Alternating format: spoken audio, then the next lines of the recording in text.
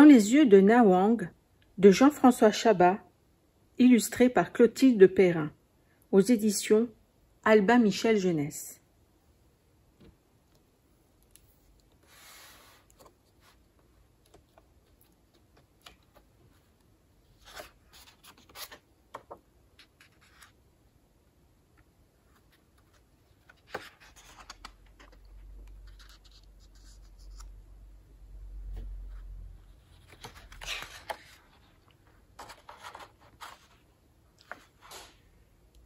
Il y a des années et des années, au pays des neiges, qu'on nomme parfois aussi Tibet, deux frères jumeaux virent le jour.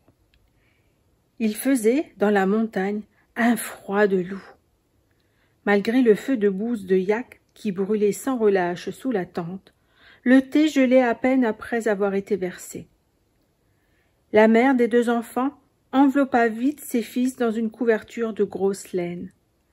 À la lueur des flammes, on n'y voyait guère, mais chacun força son regard pour détailler les traits des nouveau-nés.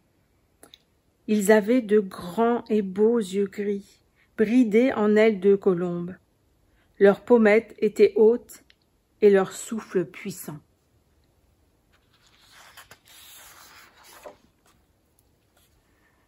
Les deux frères furent nommés Nawang et Larry.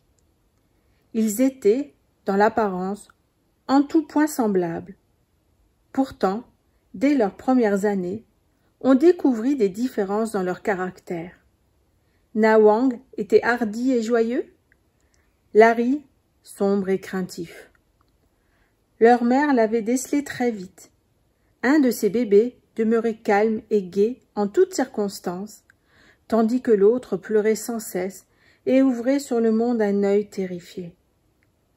Espérant que cela changerait quand les frères marcheraient et parleraient, elle s'était tue, mais s'en attristait.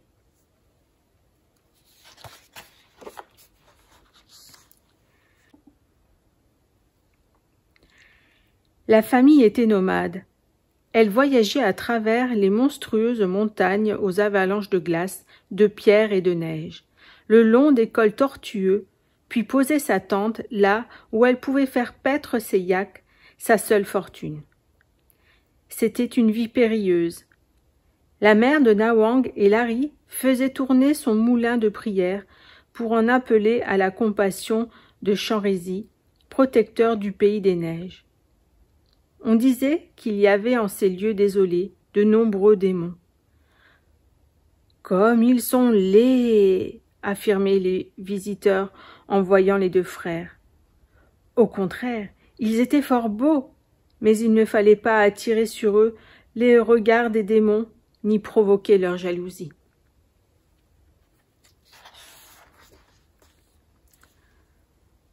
Après avoir fêté leur 7e anniversaire, Nawang et Larry, avec père et mère, s'installèrent sur un pâturage de printemps. C'était un beau moment dans l'année, où le froid se faisait moins cruel et tous étaient heureux. Une fois la grande tente montée, ils se rendirent compte qu'il y avait déjà sur place une autre famille établie sur le versant opposé de la colline. Mais comme l'herbe suffisait ici pour 1000 yaks et que chacun n'en possédait qu'une dizaine, on s'entendit pour rester voisins. C'était l'occasion de parler, de troquer, d'échanger des nouvelles du monde. Nawang et Larry découvrirent les enfants qui avaient leur âge. Mais, alors qu'ils voulaient jouer avec eux, un animal à l'allure féroce apparut.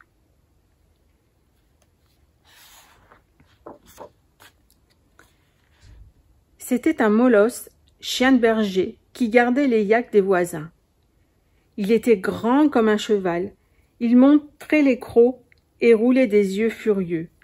Son poil noir et sale était hérissé. « La sale bête !»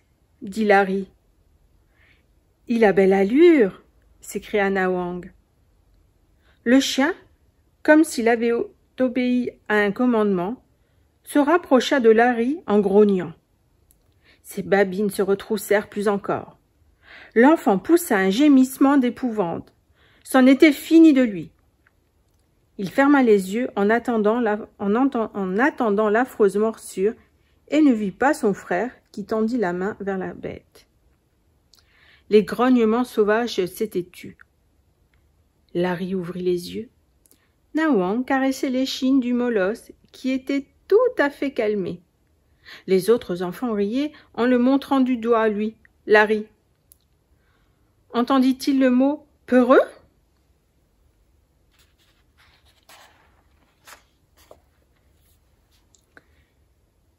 Il s'enfuit vers la tente familiale, où il trouva sa mère en train de moudre l'orge pour le repas.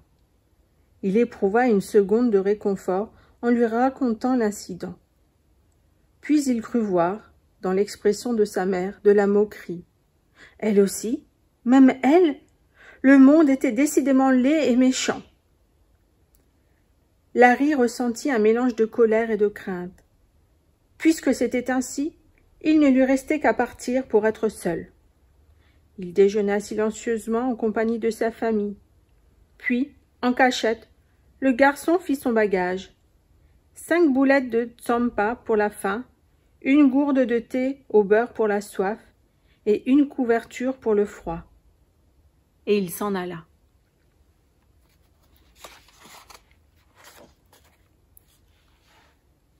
Les montagnes du pays des neiges sont si impressionnantes qu'on peine à en donner la mesure. Un homme fort s'y sent fragile comme le plus chétif des insectes. Le petit Larry, cherchant un chemin pour sa fuite, percevait en face de lui la masse extraordinaire du Chomolungma, la plus haute des cimes. Trop effrayé, c'est la tête baissée qu'il avançait, murmurant des malédictions contre l'univers hostile. Face à la géante glacée, le garçon était saisi tout entier par la rage et la peur.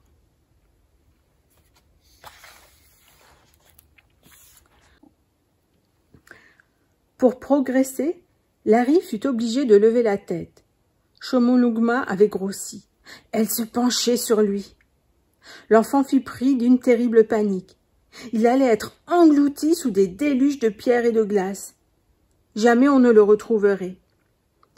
Il abandonna son baluchon, sa couverture, fit demi-tour et se mit à courir en direction des pâturages où il avait laissé les siens.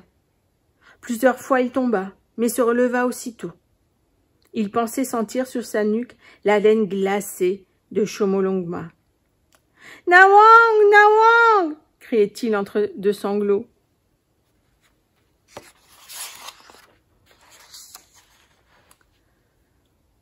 Alors que le désespoir l'avait envahi, Larry entendit en retour. « Je suis là, mon frère !» Nawang avait remarqué la disparition de son jumeau et était parti à sa recherche. Larry se jeta dans ses bras, marmottant d'angoisse. Il finit par avouer à son frère qu'il avait laissé tomber sa couverture en chemin. Ce n'était pas rien, car la famille était très pauvre. « Allons la chercher, » dit Nawang. « Non, non, non, regarde, Chomolungma, elle nous veut du mal. »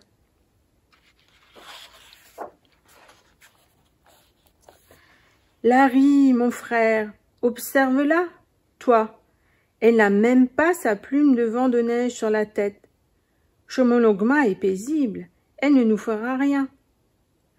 Larry scruta la montagne géante. Nawang avait raison. Il n'y avait là nul danger. Comment avait-il pu se tourmenter ainsi?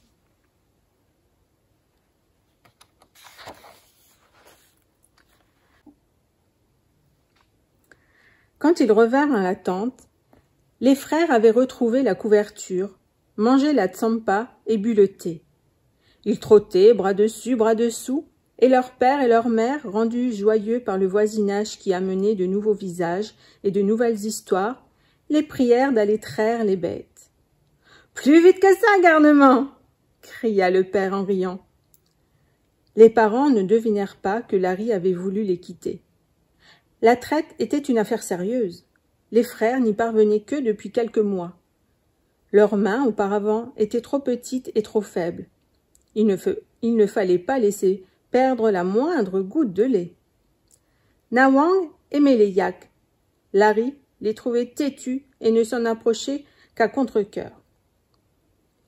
Tandis qu'il tirait sur les pies des grandes bêtes, Nawang dit à Larry: « Cette vie est belle et bonne. » Son frère ne sut que répondre. Il ne trouvait rien de beau ni de bon au jour qu'il passait. Finalement, il grogna.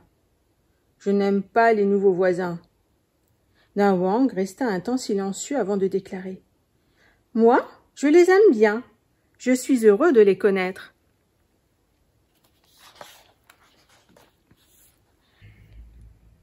Les jours passèrent au pâturage. Larry s'isolait toujours plus. Il errait dans les pierriers, tandis que son frère s'amusait avec les enfants de l'autre famille, qu'on quitterait bien assez tôt pour renouer avec la vie nomade. Un jour qu'il escaladait un rocher, Larry se retrouva face à une once. Elle était assise sur la souche tourmentée d'un arbre d'altitude.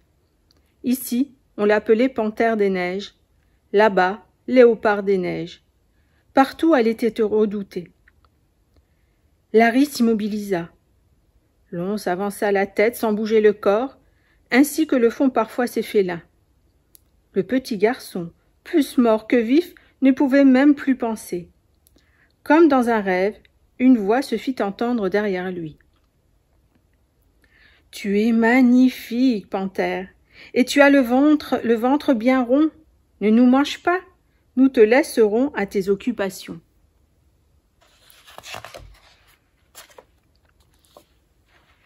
C'était Nawang, bien sûr, qui s'adressait au fauve. Il tira son frère en arrière, mais avec beaucoup de mal, car Larry était engourdi par l'effroi. Les deux garçons s'éloignèrent lentement, surveillés par l'once majestueuse. « Merci de ta mansuétude, reine panthère !» s'écria Nawang en guise d'adieu. Quand les frères jugèrent qu'ils étaient assez loin pour ne plus rien risquer, ils s'appuyèrent l'un contre l'autre, debout, dos à dos, comme ils le faisaient parfois. Larry, par-dessus son épaule, s'adressa ainsi à Nawang. « Comment fais-tu pour ne jamais avoir peur, pour être toujours heureux? Je n'en peux plus. Prête-moi ton regard, mon frère. Je veux voir le monde par tes yeux. »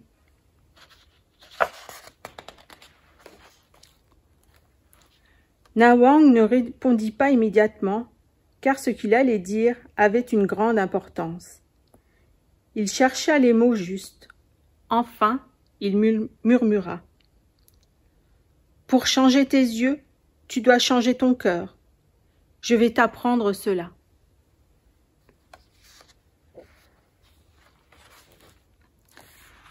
Larry, d'un coup de rein, se dégagea de son appui pour faire face à son jumeau. Il vit le visage de Nawang, cheveux emmêlés sur le front, peau cuite par le soleil et le vent, lèvres craquelées. C'était comme s'il se contemplait lui-même, mais le regard de Nawang était si différent du sien. Il saisit son frère par ses bras et le serra de toutes ses forces.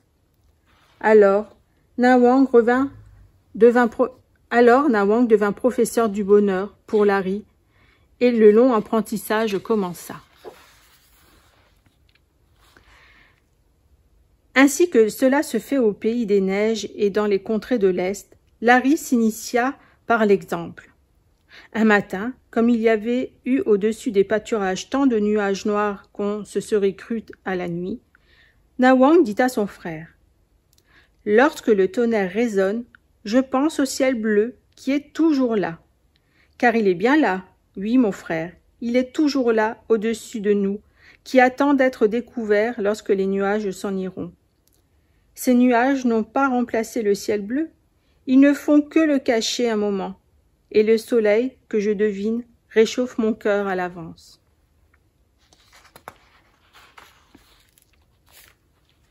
Un autre jour, Nawang tomba malade car il avait rassemblé le troupeau par un froid glacial qui avait saisi ses poumons. Mais il ne se plaignit pas, au contraire. Comme Larry s'en étonnait, Nawang, depuis sa couche, lui expliqua. « C'est que je pense à ce jeune yak qui vient de naître. Comme je vais m'amuser avec lui, dès que je serai guéri. N'est-ce pas adorable? Et un peu fou, à courir partout sur ses pattes maigrichonnes? Joue avec lui en attendant, mon frère, car j'aime à te voir content. » Et Nawang fut vite sur pied.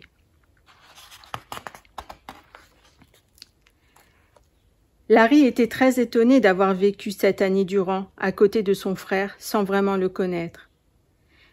C'est qu'il avait été trop occupé par lui-même pour découvrir la nature profonde de Nawang. Ce n'est pas tant ce qui nous arrive qui compte, comprit-il, mais ce que nous en faisons. Ni Chomolungma ni le Molos ne l'avaient attaqué. Il s'en était simplement fait une mauvaise idée. Quant à Lonze, qui sait comment elle aurait réagi à sa peur si son frère n'était pas arrivé si calme? Tout cela ne vint pas en un jour à l'esprit de Larry, mais entra petit à petit dans son cœur. L'été arriva, puis l'automne et ses premières neiges et l'hiver. La famille posa sa tente non loin d'un grand shorten de pierre. La nuit, on se collait les uns aux autres pour avoir moins froid. Le vent hurlait dans les montagnes, et quand il cessait, le silence se faisait absolu. Par une aube de glace, Nawang et Larry sortirent de la tente en grignotant les petits beignets kapsés que leur mère avait cuits la veille. La neige dure craquait à peine sur leurs bottes. Nawang passa son bras autour du cou de son frère. « Cette vie n'est-elle pas belle et bonne ?» demanda-t-il.